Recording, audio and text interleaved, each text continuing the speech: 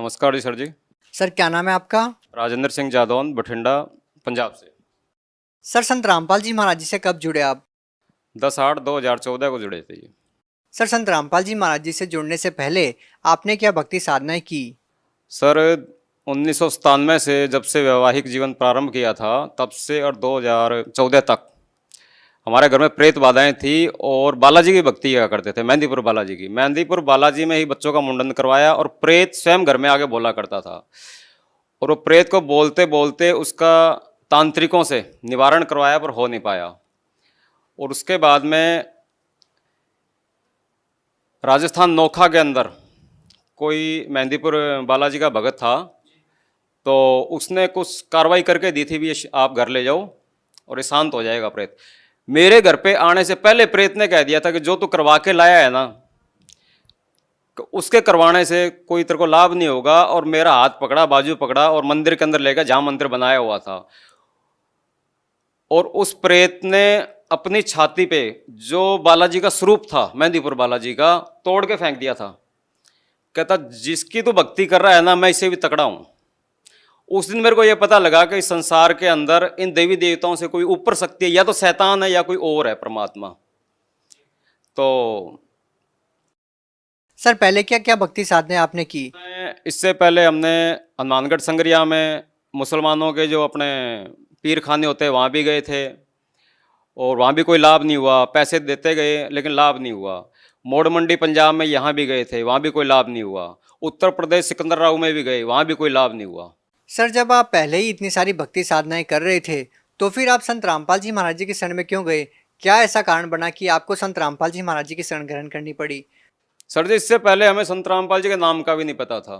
संत रामपाल जी के शिष्य एक दिन कॉलोनी में आए और दरवाज़ा खटकाया। सुबह का 8 बजे का टाइम था। उनका नाम था विपन जी।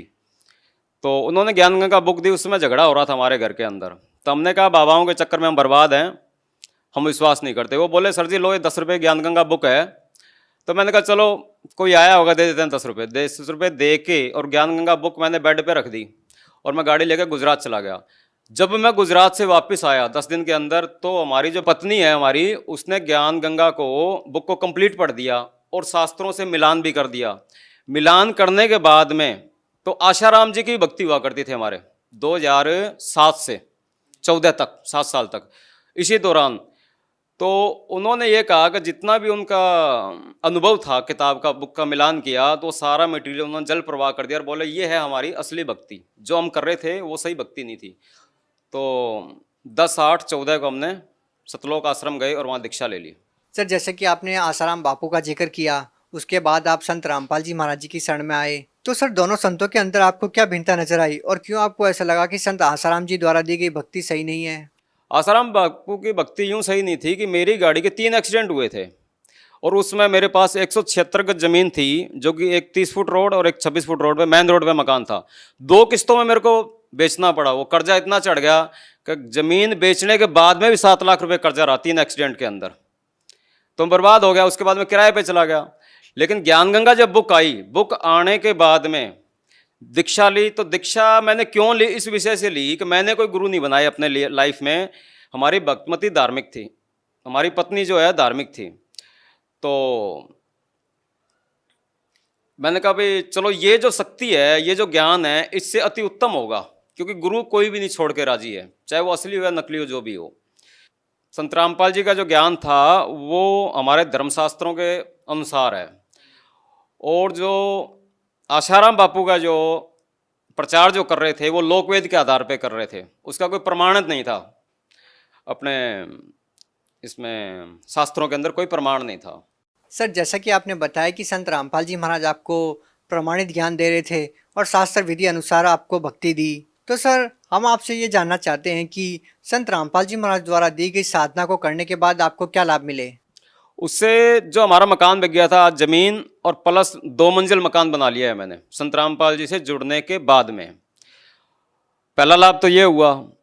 अच्छा, बच्चों की 3 साल पहले मैंने रमैणी की थी। रमैणी क्या होती है इस विषय में हम नहीं जानते बिल्कुल भी। संत रामपाल जी ने ये बताया कि ये संतों की भाषा में रमैणी विवाह को बोलते हैं। और उसके बाद में आज तक घर में सुख शांति है और कोई भूत प्रेत बाधा नहीं है। दूसरा लाभ ये हुआ कि मुक्तसर से जलालाबाद हाईवे के अंदर मेरी गाड़ी पकड़ी गई थी 26 जुलाई 2018, जो पिछला प्रकट दिवस आया था उससे 2 दिन पहले। जैसे मेरी गाड़ी पकड़ी गई, मेरी गाड़ी के कंप्लीट कागज चालान में गंगानगर थे आरटीओ के पास। तो मैंने कहा परमात्मा अब मैं शायद ही पहुंच पाऊंगा आपके प्रकट दिवस पे। तो एकदम आवाज आई कि गाड़ी वाले का सिफारिश आ गई है। मैंने कहा यहाँ जंगल में किसकी आवाज़ आ रही है? तो संत रामपाल जी स्वयं स्कूटर पे आए और सीधा आरटीओ के पास गए। उससे 1 मिनट बाद की, तब तक गनमैन मेरे पास आ चुका था कि भाई क्या लोड है। मैंने कहा जी कॉटन लोड है, हरियाणा से आ रहे हैं, पंजाब जा रहे हैं। कहता भाई कागज और गाड़ी के कागज और इसके डॉक्यूमेंट्स क्या नाम है माल के लेके वाप आ जा भी फटाफट, चालान काटना है तेरा। तो मैं ये देख रहा था संत रामपाल जी स्वयं आए आरटीओ से 1 मिनट बाद की, और उतनी देर में बस पास 2 गाड़ियां बीच में थी, तीसरी गाड़ी आरटीओ की खड़ी थी। तो मेरे पास आ गए, तो मैं अभी सीट पे बैठा, मैंने कहा ये कैसे हो रहा है। इसको देखने के बाद में मेरा दिमाग काम करना ही बंद कर दिया था, रुक गया था। मैंने कहा ऐसे कैसे हो सकता है। तो उसके बाद आके परमात्मा ने, संत रामपाल जी ने बोला उससे गनमैन से, भी जाने दे रहे गाड़ी को, क्यों रोक रखा है इसको, बात हो गई है। और इतनी कहने के बाद में मैं अभी सीट पे बैठा हूँ, गाड़ी स्टार्ट है, और उसका जो गनमैन है वो नीचे खड़ा है मेरे बगल में, कह रहा अभी कागज लेके आ जा। तो वो गनमैन भी कहता है भी वापस चला जाता है आरटीओ की तरफ, और संत रामपाल जी मुक्तसर की साइड में चले जाते हैं अंधेरे में, क्योंकि 4 बजे का वक्त था, अंधेरा था उस समय। तो वहाँ जो गनमैन था वो आरटीओ के पास गया, उससे बात हुई, और बात करके वो बोला भी गाड़ी को जाने दो। सबसे दूसरा लाभ मेरे को ये हुआ। तीसरा ये हुआ कि जो कर्जे के बाद में जो मैंने ज़मीन बना ली, मकान भी बना लिया, तो आज उसमें प्लस 5-7 लाख का प्रॉपर्टी प्लस हो गई है, पहले कहाँ माइनस में थी। तीसरा लाभ ये है जी, मेरी कमर में बहुत बड़ा दर्द भी नहीं था, एक तरह का जैसे हड्डी टूट जाती है, रीढ़ की हड्डी, उस हिसाब से था। तो मेरे से चला भी नहीं जा रहा था, अंग भी नहीं हिल रहे थे उस समय। ये हनुमानगढ़ राजस्थान की बात है, अभी कोई 6 तारीख की बात है, इस प्रकट दिवस पे। तो मैंने कहा परमात्मा ये भी दया हो गई आपकी, अब दास क्या करेगा कि बच्चे छोटे हैं तो गाड़ी नहीं चलाएंगे, नहीं उनको कोई ऐसा ट्रेनिंग दे रखी है मैंने बच्चों को। तो मैंने कहा अब गाड़ी को कबाड़ियों को बेच देंगे और घर पे जाके भक्ति करेंगे, आराम से साधना करेंगे, बढ़िया हो गया। तो उसके 3-4 घंटे के बाद ही मेरा धीरे धीरे वो शरीर सही स्वस्थ हो गया, और आज मैं बिल्कुल स्वस्थ हूँ, किसी डॉक्टर से 1 रुपये की भी दवाई नहीं ली मैंने। 5वां लाभ जो है वो ये है कि हमारी जो पत्नी है उसको खूनी बवासीर था और लिकोरिया की बीमारी थी, वो भी आज कंप्लीट स्वस्थ है बिना दवाई के, संत रामपाल जी से नाम दीक्षा लेने के बाद में। आज तक यही लाभ है, सुख शांति है, और अपना सही जीवन जी रहे हैं।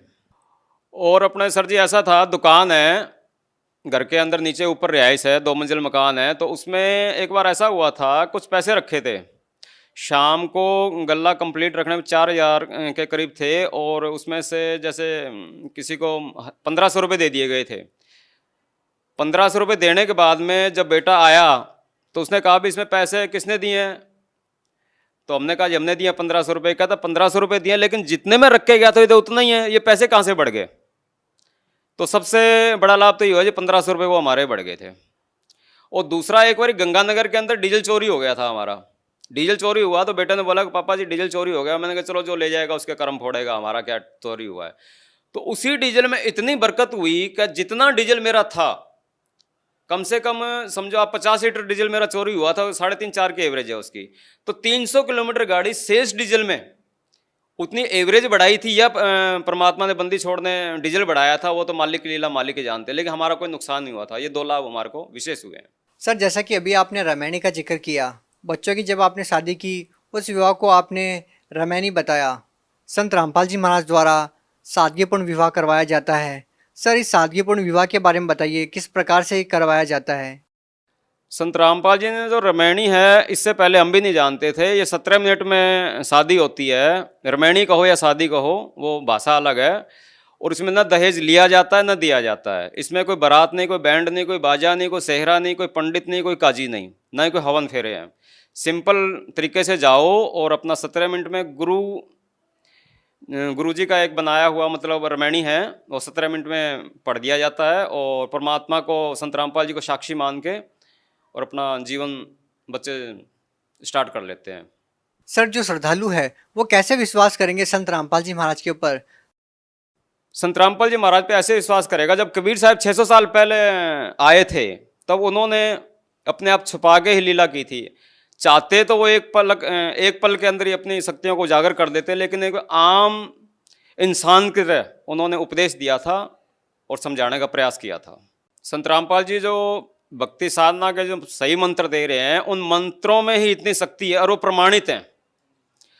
और वो प्रमाणित कैसे हैं कि जैसे जो प्रमाणित संत हमारे आए थे, गरीबदास जी महाराज हैं और संत रामपाल जी हैं, मीराबाई हैं, नानक साहब हैं, इन्होंने यही मंत्र जाप किया था, वहाँ से वो प्रमाणित हो जाते हैं और इन मंत्रों की शक्तियों से ही हमें पूरा लाभ हो रहा है।